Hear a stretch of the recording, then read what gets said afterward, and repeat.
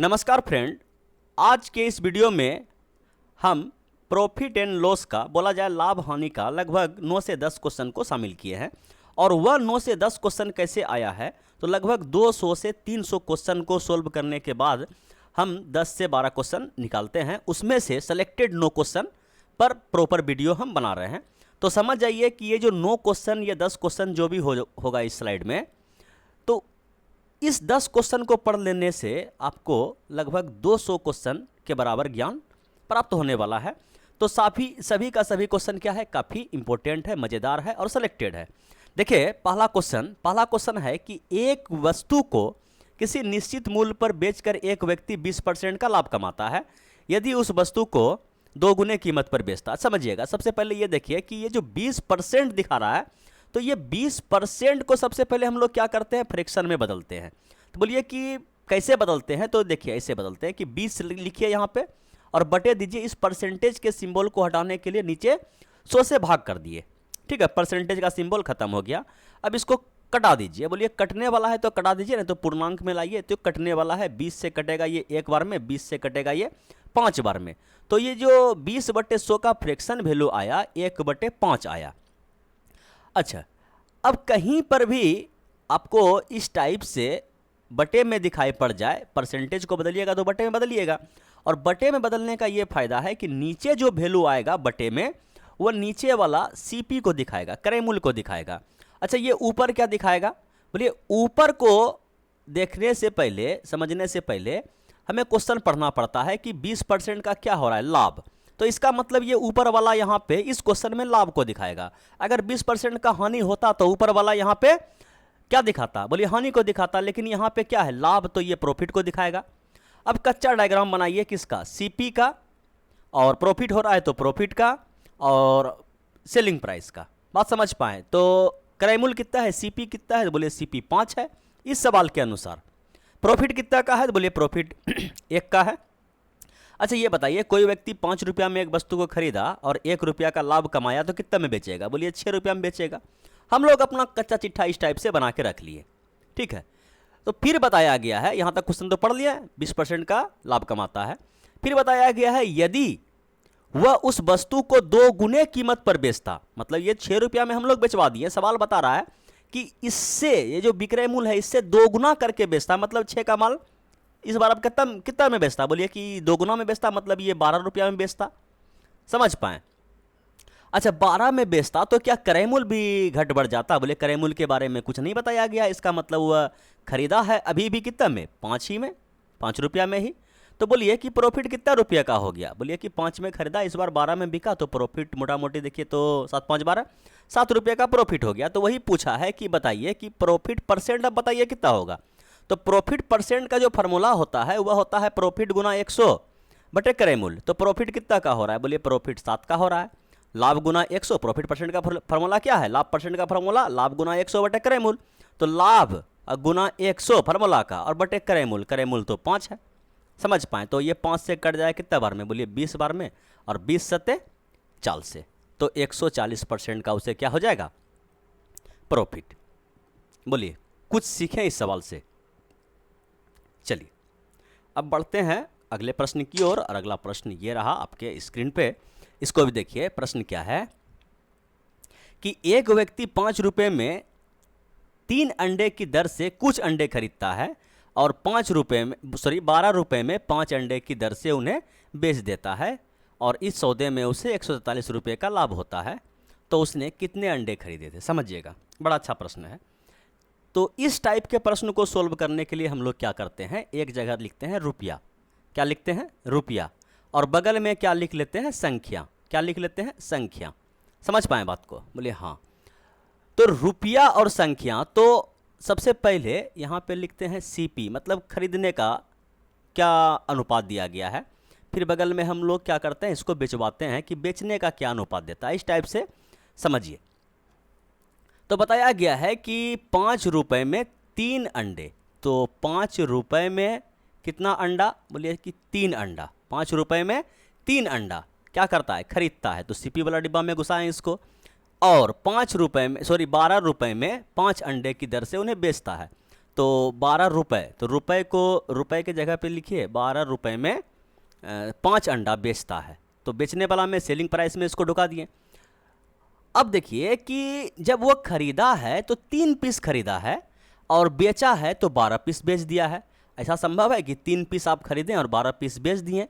सवाल के अनुपात में कुछ ना कुछ क्या है, गलती है। समझ पा रहे हैं? कुछ हमको इसको इसमें सही करना पड़ेगा। तो इसको सही करने के लिए हम लोग क्या करते हैं कि सबसे पहले इस संख्या को बराबर करते हैं। तो बराबर करने के लिए हम क्या करेंगे, देखिए इसको अगर हम 5 से गुना कर दें और इसको अगर हम 3 से गुना कर दें तो संख्या बराबर हो जाएगा। लेकिन अनुपात का नियम है कि अगर आप किसी अनुपात में जितना संख्या है वो पूरे में गुना करना पड़ेगा आपको। समझ पाएँ? तो जैसे हम इसको गुना करेंगे तो ये हो जाएगा 5 तिया 15, ये हो जाएगा 25। बात समझ पाएँ? ये हो गया आपका 25 और ये हो जाएगा आपका 15। मिटा के लिख दें। चलिए ये हो गया आपका 15, ये हो गया आपका 15 और ये आपका 25 है। ठीक है। चलिए जैसे आप इसको 3 से गुना कीजिएगा तो ये हो जाएगा आपका 15 और ये कितना हो जाएगा, तो बोलिए कि 12 का 12 12 24 12 तिया 36। मिटा के आराम से लिखते हैं। ठीक है। ये हो जाएगा आपका 36, ये हो जाएगा आपका 15। ठीक है। तो ये हो गया आपका 36 और ये हो गया आपका 15।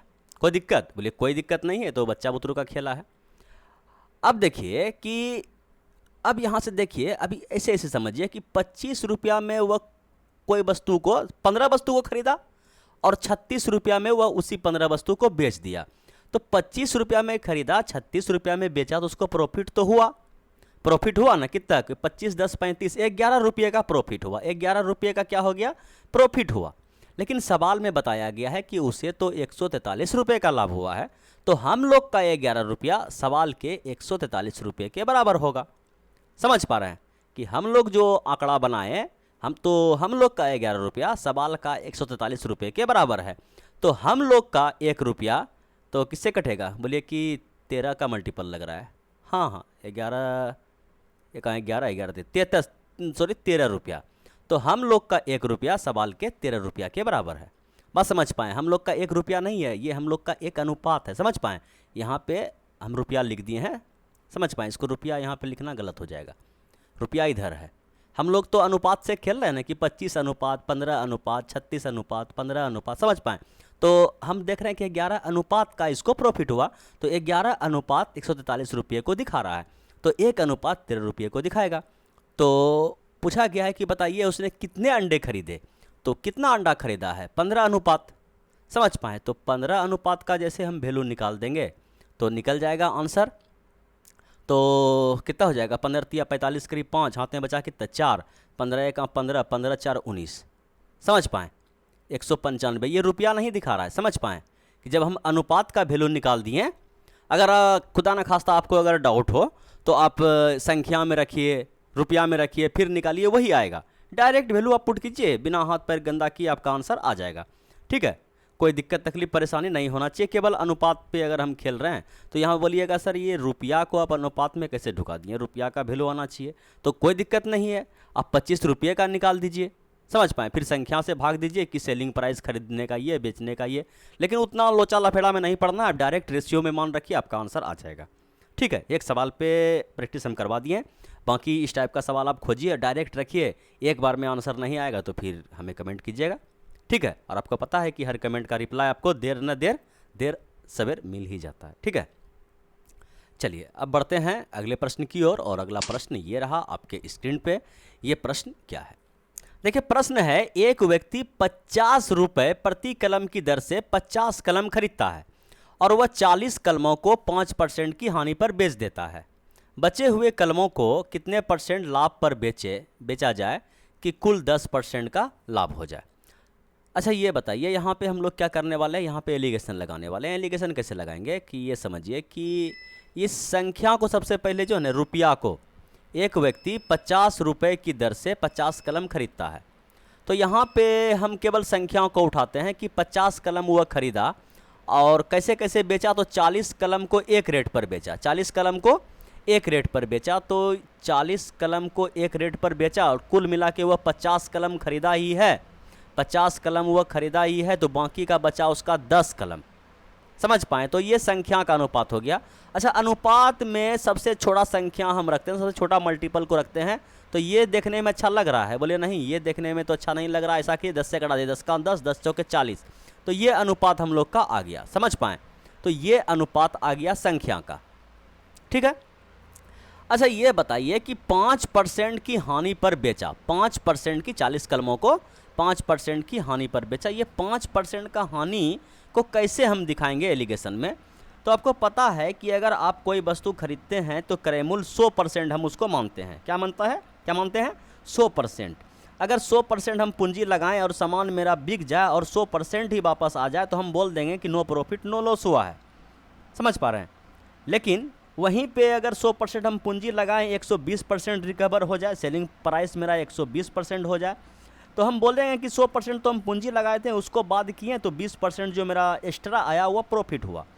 अच्छा खुदा न खास्ता हम 100% पूंजी लगाएं और हमको 70% रिकवर हुआ, तो हम बोल देंगे कि 70% रिकवर हुआ, 30% हमको हानि हो गया। बस समझ पाएँ।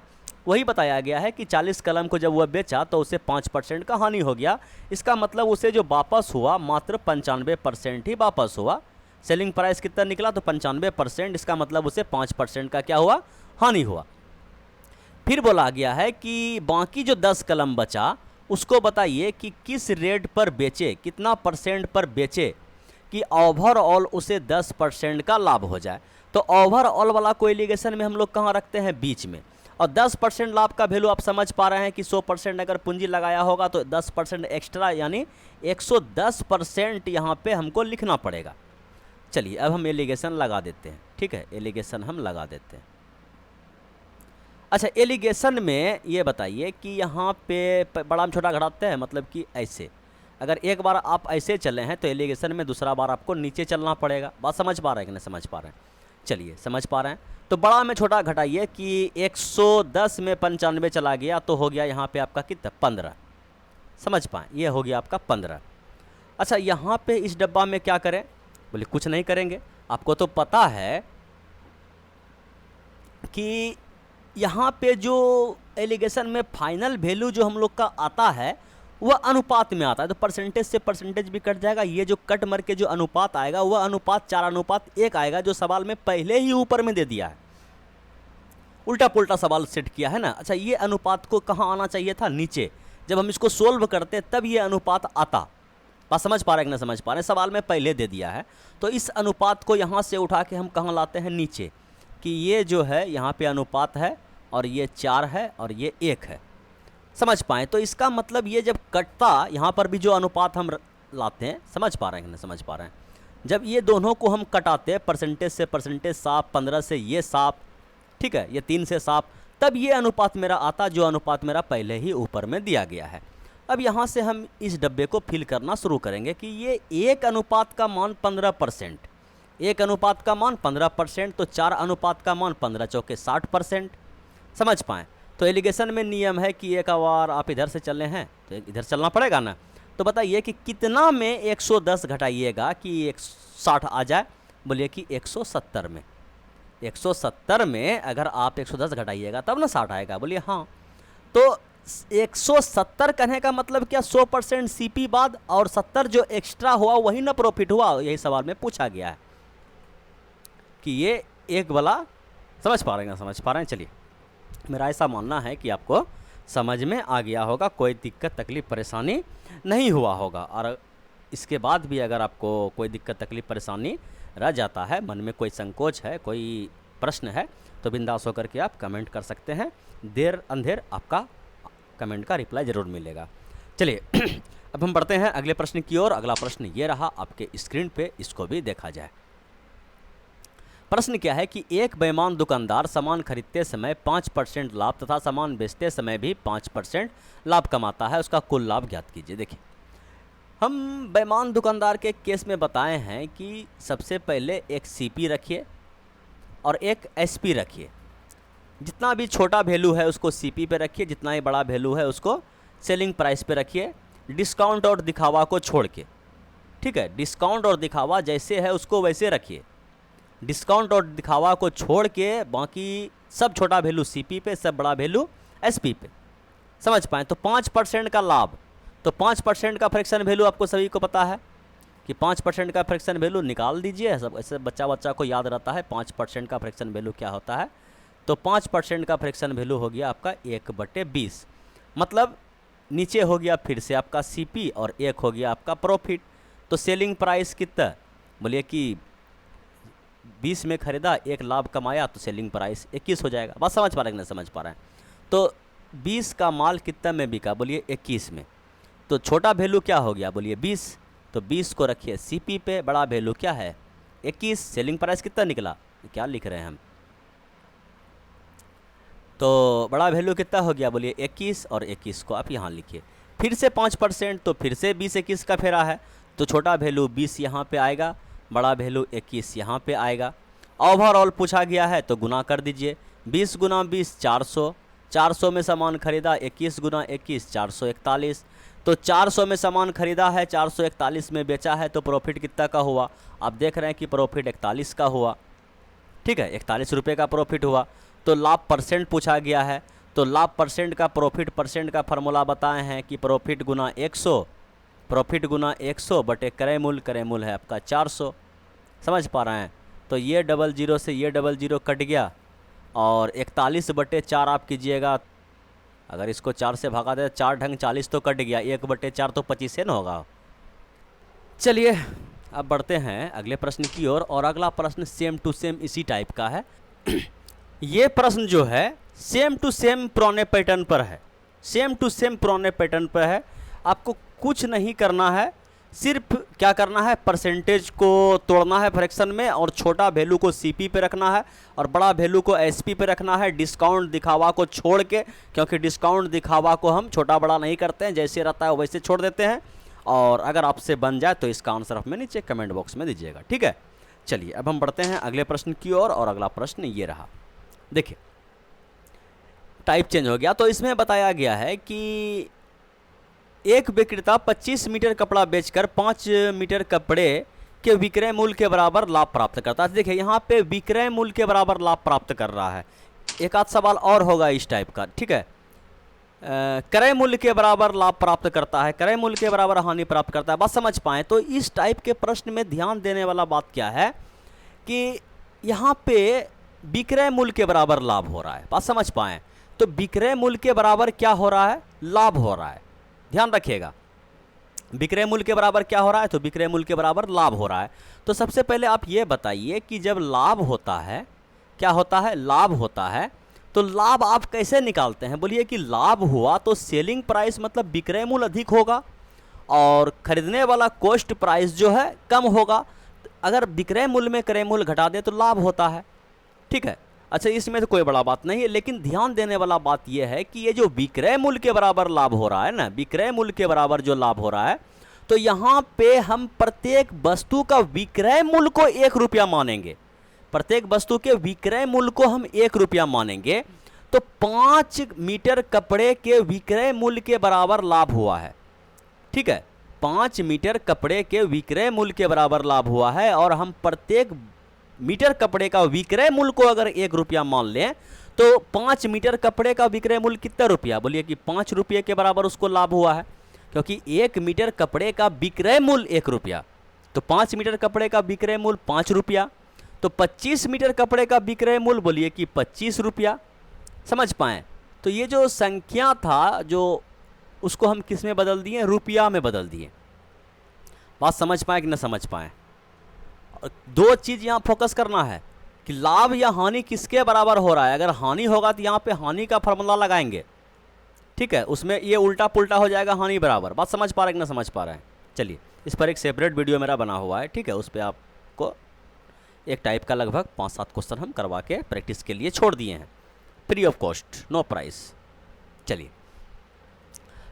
तो यहाँ पे बताइए कि जब 5 रुपये का उसे लाभ हुआ, सामान बेचा 20 टका में, सॉरी 25 रुपया में बेचा, और 5 रुपया उसमें लाभ भी है। 25 रुपया में सामान को बेचा, 5 रुपया लाभ कमा लिया है, तो खरीदा होगा कितना में, बोलिए खरीदा होगा 20 रुपया में, तभी ना 25 रुपया में बेचा, तो 5 रुपये का क्या हो गया, लाभ हो गया। समझ पाएँ। तो क्या पूछा गया है, तो विक्रेता का लाभ परसेंट ज्ञात कीजिए। तो लाभ परसेंट का फॉर्मूला बताए हैं, ठीक है, इतना बार बताएं कि याद होगा। लाभ गुना 100 बटे क्रय मूल्य। क्रय मूल्य कितना है 20 रुपया। ठीक है, तो 5 से कट जाएगा ये 4 बार में, 4 से ये कट जाएगा आपका 25 बार में। और यहाँ पे आप परसेंटेज निकाल रहे हैं तो परसेंटेज भी लगा दीजिए, कोई दिक्कत तकलीफ परेशानी नाम का चीज़ नहीं होना चाहिए। इस प्रश्न को देखिए, यहाँ पे बताया क्रय मूल्य के बराबर, तो यहाँ पे हम क्या मानेंगे, अच्छा लाभ या हानि, अच्छा कोई दिक्कत नहीं, एगो लाभ किया इसमें हानि कर देते हैं, समझ में आ जाएगा। देखिए हानि बराबर फार्मूला क्या होता है, बोलिए हानि हम निकालते हैं कब, जब कि क्रय मूल्य मेरा अधिक हो और कम में मेरा सामान बिका।